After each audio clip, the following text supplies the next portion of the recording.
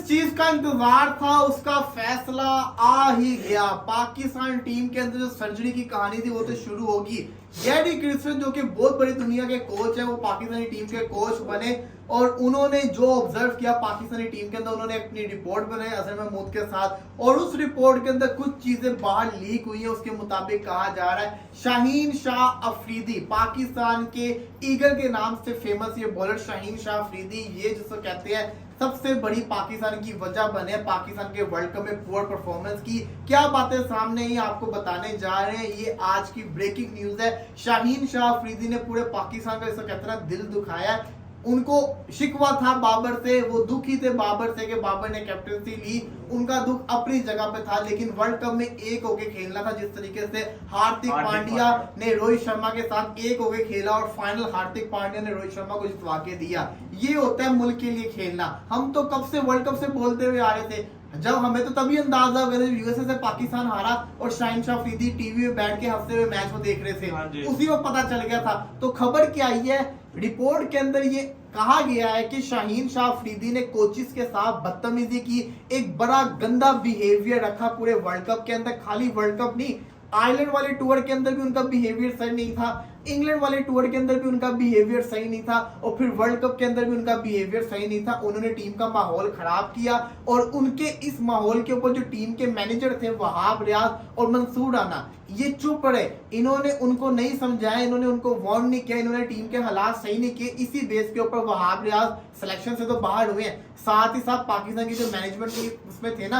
As a manager, उससे भी उनको हटा दिया गया, मंसूर राना को भी हटा दिया गया। यही वजह सामने की शाहीन शाह अफरीदी का जो बिहेवियर था इसको लेट गो किया। आपको पता है कि वहाब जो है उनके ताल्लुकात, वो एक्स क्रिकेटर रह चुके हुए हैं, उनके आपस में एक जिसको कहते हैं ना लिंक बनते होते हैं, तो वो इजी ले गए इस चीज को और उन्होंने इस बात को खत्म करने की कोशिश नहीं की, बल्कि जो चल रहा था चलते रहने दिया जाए। अजहर महमूद, गैरी क्रिस्टन ने क्या किया, इन्होंने हर प्लेयर से कहा कि हमें पता है कि टीम के अंदर ग्रुपिंग चल रही है, इस ग्रुपिंग को खत्म करें, ये सही नहीं है, वर्ल्ड कप पे फोकस करें। लेकिन तब भी प्लेयर्स ने नहीं सुनी।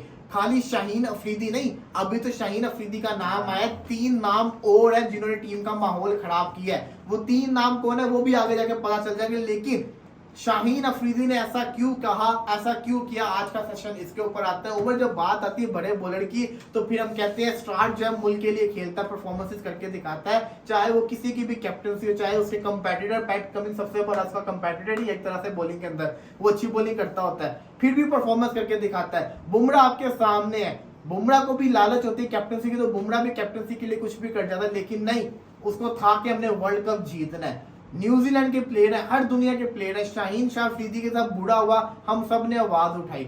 लेकिन अब ये करना, जो चीजें सामने आ रही है, और आप ये सोचें जो पाकिस्तान यूएसए से हारा था, शाहीन ने ही कैच छोड़ा था एरन जोन्स का आखिरी ओवर के अंदर। वो कैच पकड़ा होता तो मैच हम जीते होते, वो उस कैच को भी हम भूल गए। लेकिन फिर भी बातें सामने आना, इसके ऊपर क्या ख्याल है?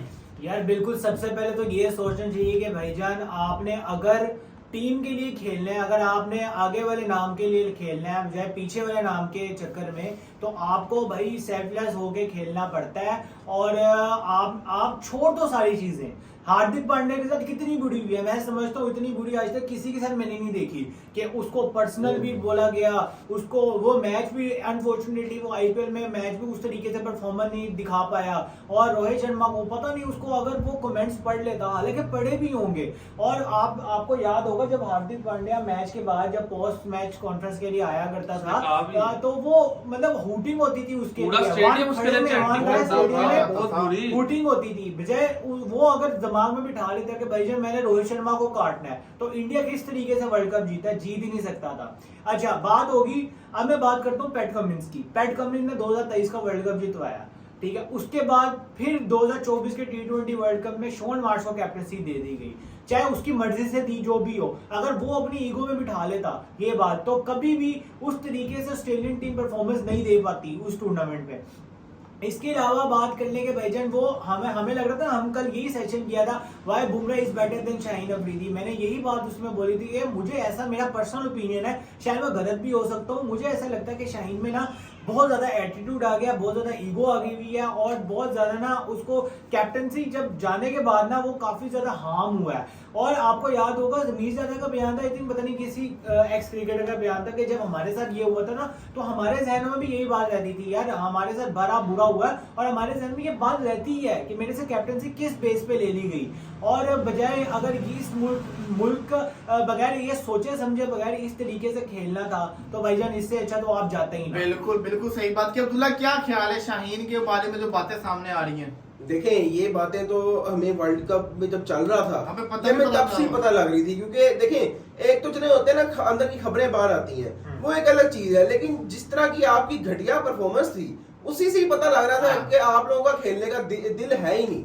आप देखें जिस तरीके से शहीन शाह अफरीदी जो कि पहले हर मैच में और हर यानी कि पहले ओवर में विकेट्स निकालता था, उसकी लाइन और लेंथ इतनी अच्छी होती थी। आप देखें एक अर्शदीप सिंह जो बॉलर है वो उसकी लाइन और लेंथ देखें और शहीन शाह अफरीदी की लाइन और लेंथ देखें क्या चल रही थी। और उसने आखिरी मैच में जो आयरलैंड के खिलाफ था आखिरी मैच, उसमें आके अपनी लाइन और लेंथ जो है ना जरा बेहतर करके अपने आप को बहुत बड़ा हीरो बना लिया। उसने 3 विकेट्स लेके तब तो अगर उस मैच में वो अच्छी बॉलिंग कर सकता था तो भाई वो पहले मैचेस में क्यों नहीं कर सकता था? ऑब्वियसली नजर आ रहा था ग्रुपिंग चल रही है और हमें भी और इसके अलावा आपको भी पता है कि शहीन शाह अफरीदी की ग्रुपिंग के पीछे कौन बंदा है, वो आप छोड़ दें उस बात को भी, वो एक लंबी चौड़ी बात हो जाएगी। लेकिन शाहिद अफरीदी ने क्या बयान दिया? शाहिद अफरीदी ने भी कहा ना कल मैच के बाद वो बयान क्या देते हैं, कहते हैं कि ना वहाब को निकाला है, अब्दुल रज़ाक को निकाला है, मुझे ये बताएं बाबर आजम को क्यों इतनी अपॉर्चुनिटीज मिल रही हैं? मुझे अफरीदी को, यूनुस खान को, मिसबा को तो इतने चांसेस नहीं मिले जितने बाबर को मिल गए हुए हैं। तो वो अभी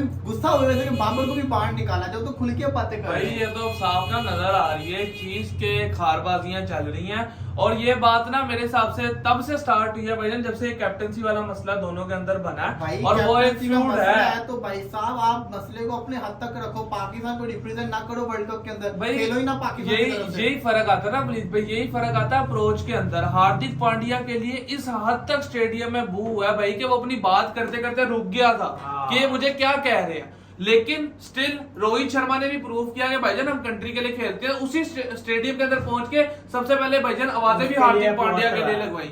ये फर्क होता है भाईजान अप्रोच के अंदर। अब मसला ये बाबर और इसके साथ साथ शहीन शाह अफरीदी के मसले एक ओवरऑल भाईजान नजर आने लग गए ग्राउंड के अंदर भाई, ये किसी से ढके छुपे नहीं हुए यार। ये जो आप बिल्कुल सॉरी आप रिपोर्ट की बात करें, ऑब्वियसली ऑथेंटिक रिपोर्ट ही होगी ये। इसमें फिर अगर इन्होंने इस तरीके से करना, ये किसी जमाने में हम सुनते थे कि यार पाकिस्तान जो हमारे बड़े थे ना उन्होंने क्रिकेट देखना छोड़ दी इसी वजह से। वो किसी जमाने में सुनते थे कि भाईजान हम उनसे सुनते थे कि यार पाकिस्तान में सियासत होती है, पॉलिटिक्स होती है। मैं नहीं मानता था ऑनेस्टली, मुझे लगता था कि पॉलिटिक्स नहीं होती, अब एटलीस्ट नहीं होती, क्योंकि अब बड़ा जमाना नया हो गया और बड़ी मतलब ना काफी ना मुल्क के लिए खेलना चाहते हैं ये लोग। मुझे इवन के उस टाइम यकीन नहीं था कि यार कोई ग्रुपिंग हो सकती है, हार्ड लक होता है बंदे का। लेकिन अब ऐसा फील हुआ कि भाईजान अगर वो इस तरीके से उसने किया तो हम हमारे फैंस, हम जैसे फैंस का क्या कसूर है? इतनी उम्मीदों के साथ हम वर्ल्ड कप देखा, इतनी उम्मीदों के साथ इंडिया वाला मैच देखा हमने, और हमें पता होता है कि हमारे बड़े यही कहते हैं कि यार ये लोग ना बिके हुए हैं, ये ना पॉलिटिक्स कराई हुई है कि अपने अपने लिए खेलते हैं हमारे बड़े। मुझे यकीन नहीं आता था उस टाइम,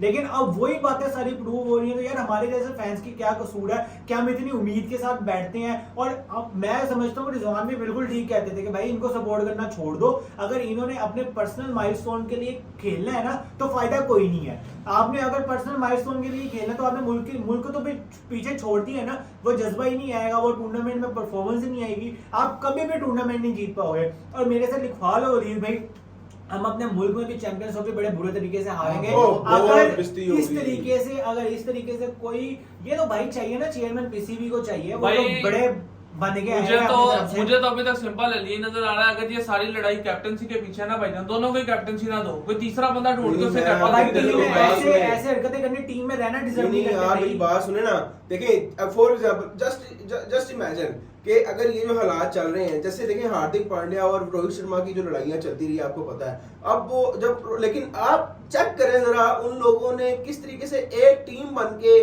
और एक जेल होके वो जिस तरीके से खेले वर्ल्ड कप में। रोहित शर्मा ने हार्दिक पांड्या को लास्ट ओवर दिया था और हार्दिक पांड्या ने वो मैच भी जितवाया था। हार्दिक पांड्या ने मिलर को आउट किया था, क्लासन को आउट किया था। तो ये कोई छोटी बात नहीं है। और वो हार्दिक पांड्या, वो बेचारा जिस तरीके से रो रहा था ना, पर्सनली मैं उसका इतना कोई बड़ा फैन नहीं हूँ, लेकिन यकीन करें जिस तरीके से उसने वर्ल्ड कप जितवाया, फिर वो जिस इज्जत के साथ वानखेड़े स्टेडियम में दोबारा गया, जिस स्टेडियम में उसको जलील किया गया था, मैं कहता हूँ यार ये ऐसा बंदा जो है ना वो वाकई काबिल तारीफ है। जिसको इज्जत मिलनी है, और साथ ही साथ इसमें तारीफ बनती है अब्दुल्ला भाई, साथ ही साथ रोहित शर्मा की भी देखो, उसने ओवर अपनी ईगो साइड पे रखे ना। देखो कैप्टन था, दोनों पोजीशंस के अंदर आप देख लो, आईपीएल के अंदर रोहित शर्मा नीचे था, हार्दिक पांड्या ऊपर था, लेकिन अगर आप इंडियन टीम में आके देखो भाईजान, तो रोहित शर्मा कितना ऊपर था। ऐसा कैप्टन आप वर्ल्ड कप फाइनल के अंदर खड़े हुए और आपने उस बंदे को इज्जत दिलवाई है भाई।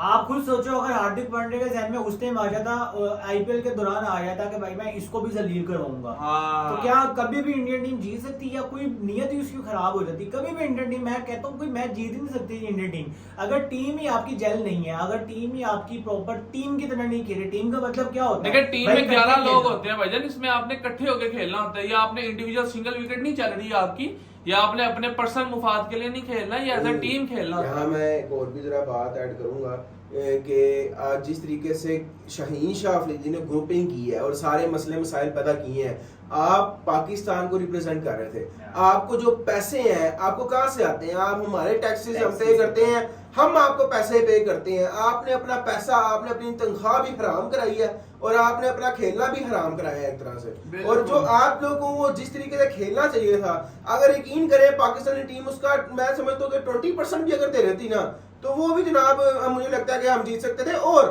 वो आप हिसाब लगाए, वो जो रोहित शर्मा आउट हुआ था शाहीन शाह अफरीदी की बॉल पे, वो तो उसके बल्ले पे बॉल नहीं चढ़ी, वो भी छक्का था, लेकिन वो बाउंड्री पे गया था बॉल, वो बल्ले पे उसका बॉल नहीं चढ़ा, बल्ला घूम गया था ऊपर से, पिच को भी इस पे क्रेडिट देना पड़ेगा। शाहीन अफरीदी की अब हाल देख लें, अभी भाई इंग्लैंड में बैठ के ना मैच एंजॉय कर रहा है, चैंपियंस लीग एंजॉय कर रहा है। Champions league. और भाई उसका उस मैच के बाद नहीं, वो कैसे बेड पे आराम से, और उसने पूरा जी देखा जी, अपनी इनिंग देख रहा है। हाँ, शर्म आनी चाहिए यार आप लोगों को। शाहीन को ये सिखाया गया है ना कि अगर जिसको कहते हैं तो चाहता है अपने फ्यूचर में अपने आप को ब्रांड बड़ा बनाना, तो तेरा काम बनता है कि फिर जिसको कहते हैं इस वर्ल्ड कप के अंदर पाकिस्तान ना जीता, और पाकिस्तान नहीं जीता, साफ दिख रहा है कि अगर पाकिस्तान फाइनल तक चला जाता तो किसी ने कुछ बोलना, सबने कहता वेल प्ले, वही ना, पूरी कोशिश की पाकिस्तान सुपर 8 तक भी ना जाए, तो नजर आता खैर ये तो हो गया। रंजीत ने एक बात क्यों कहते हैं कि ना जसप्रीत बुमराह मेरी नजर के अंदर अभी तक का दुनिया का सबसे बेस्ट बॉलर है पूरी हिस्ट्री की। वो बात करते हैं तीनों फॉर्मेट के अंदर मैंने ऐसा करेक्ट बॉलर नहीं देखा जो हर चीज के अंदर बेस्ट। रन की लाइन क्या थी,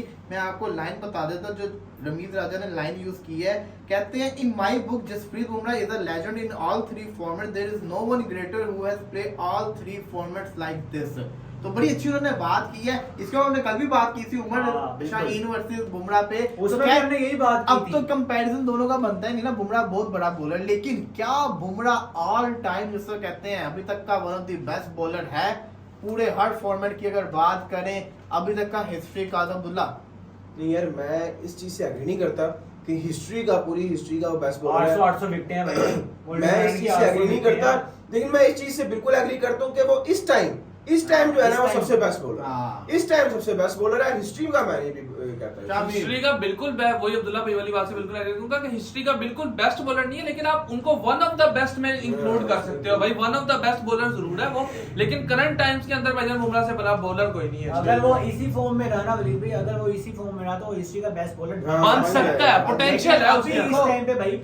बड़े बॉलर आप कैसे बनते हैं, लेजेंड कैसे बनते हैं, अपनी टीम को वर्ल्ड कप जितवाते हैं। एक वर्ल्ड कप जितवा दिया, अगर वर्ल्ड टेस्ट चैंपियनशिप जितवाते हैं तब भी वो आएगा लिस्ट के अंदर, अगर चैंपियंस ट्रॉफी भी करवा दे, हाँ फिर तो वो लिस्ट का भाईजान, फिर तो वो टॉप रेटर बन जाएगा, बनना भी चाहिए। और इंडिया ने जिम्बाब्वे को जिसको कहते हैं ना अपना मैच हरा दिया। मैच रिपोर्ट की बात करें तो पहले बल्लेबाजी करते हुए भारत ने 182 का टारगेट दिया था, गिल ने 66 किया 49 बॉल्स के ऊपर, और जिसको कहते हैं जायसवाल ने 36 किया, ऋतुराज ने बड़ी अच्छी परफॉर्मेंस करके दिखाई थी, अच्छी बल्लेबाजी की गई जिसको कहते हैं भारत की तरफ से। उसके बाद जब जिम्बाब्वे आया तो अर्ली विकेट्स उनके गिरी, सुंदर ने बड़ी अच्छी विकेट निकाली, अवेश खान ने विकेट्स निकाली, जिम्बाब्वे ने फिर भी फाइट किया 158 या 159 तक लेके चले स्कोर को, जो कि अच्छा साइन था, लगेगा क्लोज गेम। यही अगर इंडिया के पास 5 प्रॉपर बॉलर होते तो और कम होता। लेकिन सवाल ये आता है अब्दुल्ला, क्या इंडिया ने आपकी नजर में अच्छी क्रिकेट खेली थी इस मैच के अंदर? यार देखें जिम्बाब्वे जो है ना वो बड़ा क्लोज गया था।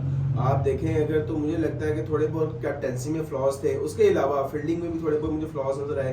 लेकिन आई थिंक एक ये नई टीम है, इस टीम को भी टाइम देना चाहिए और अभी टाइम इसको चाहिए भी, इसको रिक्वायर्ड है टाइम, और शुभमन गिल की कैप्टनसी में स्पेशली टाइम रिक्वायर्ड है। लेकिन मैं चाहता हूँ कि सीरीज में अगर मजा देखना है ना, मजा आना चाहिए, तो कल अगला मैच जो है ना वो जिम्बाब्वे जीते। जिम्बाब्वे जीते, हाँ, अगला जीत मैच। भी अच्छा, सकते मैं हैं। समझा दो- कि दो मैं- से- अगर मजा देखना है तो अभिषेक शर्मा को ओपनिंग करवा दे। यार यार, देखो अभिषेक शर्मा बहुत अच्छी इनिंग खेल के हाँ। गया है, और बड़ी देखें पहली 50 33 बॉलों पे, अगली 50 13 बॉलों पे, हाँ। तो ये बहुत बड़ी बेशक जिम्बाब्वे है, लेकिन वो भी एक तरह से नई टीम ही है और ये भी नई टीम ही है, और बहुत आउट क्लास खेल के गया है ऊपर वो। से बात यहाँ पे ये है वलीद भाई कि इस सीरीज के अंदर हमें इससे पिछला मैच जो सा मिल गया था जिसके अंदर अभिषेक शर्मा की सेंचुरी आई थी, उससे कंपैरिजन करें तो मैच कुछ भी नहीं हाँ, था। कुछ भी ठीक है, तो उस हिसाब से अगर हम देखें तो इस सीरीज का मैं कहूंगा कि बोरिंग मैच था। देखिए। अब हम कोशिश करते हैं कि अगला मैच वो इंटरेस्टिंग मैच भी बोरिंग ही जा रहा था, अगर वो वो अभिषेक अगर शर्मा की सेंचुरी सेंचुरी ना ना होती, होती, हाँ। वो मैच भी बोरिंग था, कैच हो जाता तो गेम वो उसकी मैच भी बोरिंग ही था। खैर चले, फिलहाल के लिए हमें इजाजत दी, इंशाल्लाह फिर हाजिर होंगे, तब तक के लिए अल्लाह।